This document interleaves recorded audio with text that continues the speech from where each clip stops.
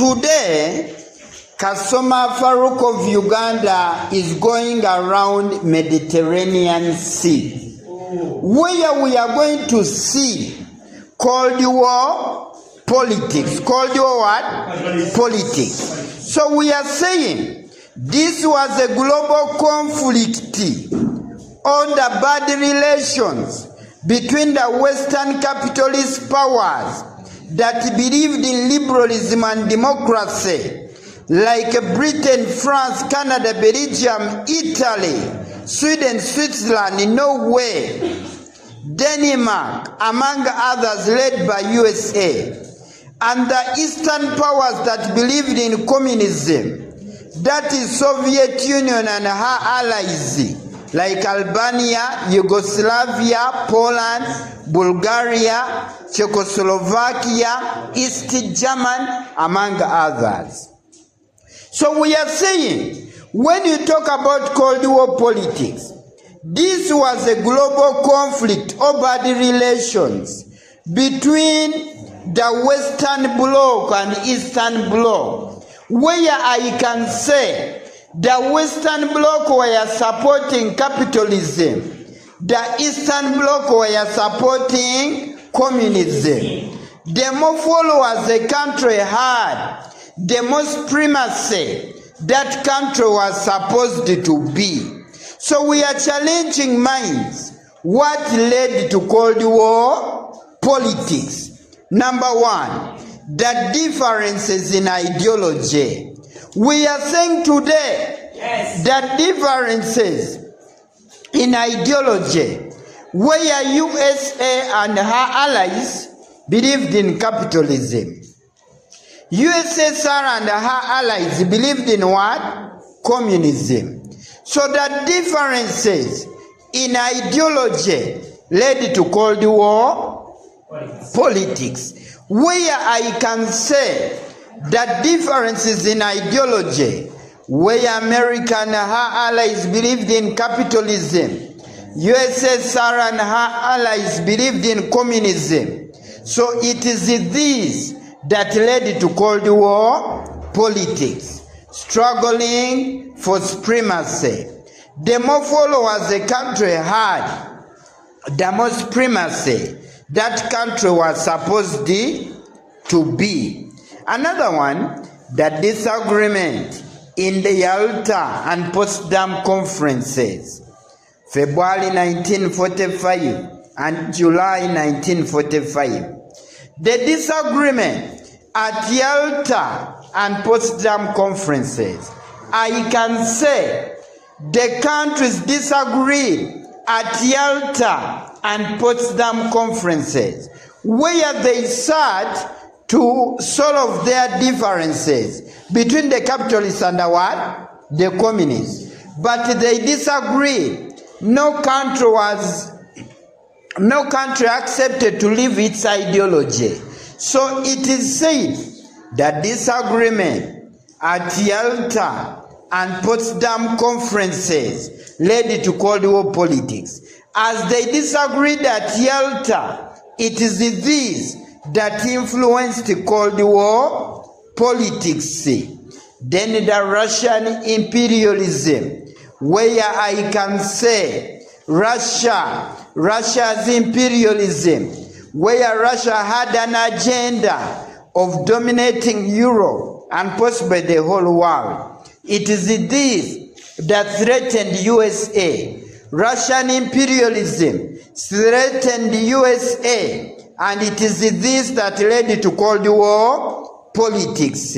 So I can say it was Russian imperialism that led to Cold War politics, where Russia had imperialistic tendencies of dominating the whole of Europe. USA could not accept this. That's what USA did, was also to promote capitalism, to convince the world that capitalism is stronger than what? Communism. So it was Russian imperialism that led to Cold War politics. Another one, the promotion of communism in Eastern Europe. The promotion of communism in Eastern Europe. It is said in Eastern Europe, communism was so much promoted. As communism was so much promoted in Eastern Europe, it is this that led to Cold War politics, where I can say, as communism was so much promoted in Eastern Europe, the Western powers could not accept this. They rose up to fight against communism, and this led to Cold War politics, struggling for supremacy. The more followers a country had, the more supremacy that country was supposed to be. Then the 1947 Iron Curtain, 46 Iron Curtain speech. We are saying today, the Iron Curtain speech gave out by Winston Churchill at Fulton College led to Cold War politics, where Winston Churchill gave a speech which wasn't a speech, where he was telling the world that if the capitalists don't rise up, communism is going to eat up the whole what? The whole world. So the Iron Curtain speech made the capitalists to use all resources available to promote capitalism. So a man gave a speech which was threatening the capitalists that if they don't rise up, communism was going to control the whole world, the whole world.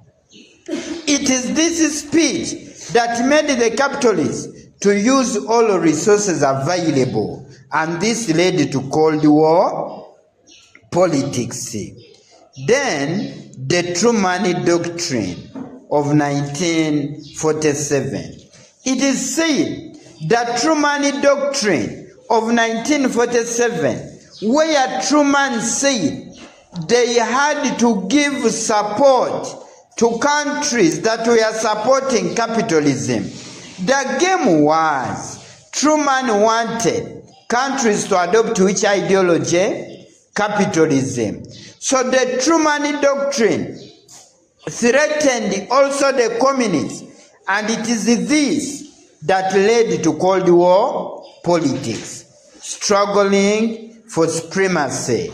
So the Truman Doctrine led to Cold War politics as in this kind of arrangement. Then the spy network system. It is said America had FBI, CIA, and Russia had KGB and Communist Information Bureau. So I can tell you, every country using the spy networks could spy off the other. So the spy networks of USA were convincing USSR and the world that the spy networks of USA are more than the spy networks of what? USSR. So the spy networks led to Cold War politics, because every country was spying on the other. Spy networks led to Cold War politics. Then the struggle to control world economic resources. It is said the struggle to control world economic resources, where I can say USA and its allies wanted to control the world economic resources. Even USSR and the allies wanted to control the world economic what? Resources. And it is this that led to Cold War politics. In a bid to control the world economic resources, it is this that led to Cold War politics.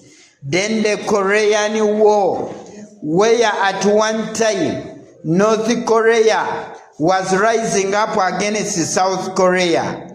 As North Korea was rising up against South Korea, it is this that led to Cold War politics, where America convinced South Korea that capitalism is better than what? Communism. And North Korea convinced America, USSR convinced North Korea that communism is better than capitalism. That's why Korea was divided into two. South Korea and North what? Korea. So we are saying the Korean War led to Cold War politics. So friends, you need to understand that it was the Korean War that led to Cold War politics, struggling for supremacy. The more followers a country had, the more supremacy that country was supposed to be. So the Korean War led to Cold War politics. So